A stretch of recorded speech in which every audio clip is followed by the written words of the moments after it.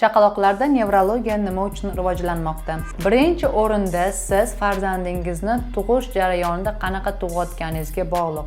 Masalan, tug'ayotgan paytingizda agar farzandingiz o'sha chanoq sohasida qoladigan bo'lsa yoki siz uzoq vaqt davomida kuchanadigan bo'lsangiz, agar noto'g'ri kuchansangiz, shu sababli ham bolalarda asfiksiya, gipoksiya holatlari rivojlanadi va chaqaloqlarda nevrologiya kuzatilishi mumkin. Bundan tashqari, yana tug'ish jarayoniga borib hamma narsa taqaladi. Chunki siz noto'g'ri kuchanganligingiz sababli chaqaloqlar boshida gematoma, ya'ni qon quyilish holatlari kuzatilishi mumkin. Uni ham o'zini darajalari bor. Uni albatta boshini neyrosonografiya qilgan paytda aniqlashingiz mumkin bo'ladi. Bundan tashqari, sizni homilador paytingiz yaxshi o'tmaganligi sababli, ya'ni kam uxlashingiz, masalan, ko'p homilador ayollar bilan ham gaplashaman, ular kechasi yaxshi uxlamaydi. Uyqum yaxshi emasligi sababli ko'p telefonlardan foydalanyapman deydi.